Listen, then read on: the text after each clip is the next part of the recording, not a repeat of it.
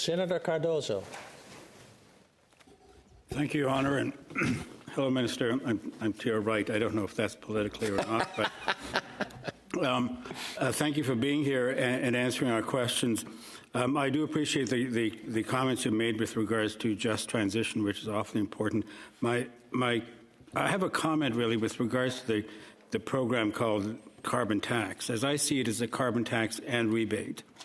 And people tend to talk about it as the tax only and not the rebate. So my suggestion is that you call it that. You call it a carbon tax and rebate, or price and pollution and rebate, but use that word rebate more often. And I don't say so much as the PR for your government, but the PR for this projet de société, which is, I think, the largest thing we're doing in terms of the environment.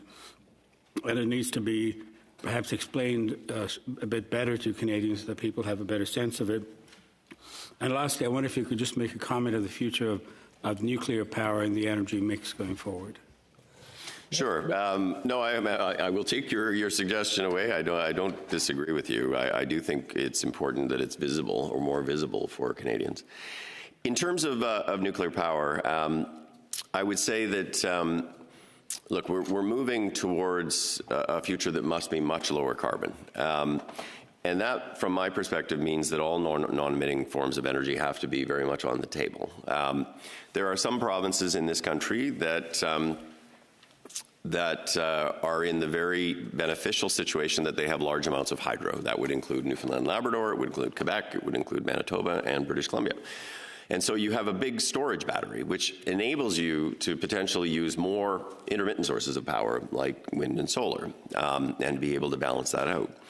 But in provinces like Alberta, Saskatchewan, where the baseload power is provided primarily by coal and to a certain extent by gas, the choices are more challenging with respect to baseload perspective. And I would say that at the present time, it would probably be nuclear, or natural gas with good carbon abatement, and potentially in the future hydrogen.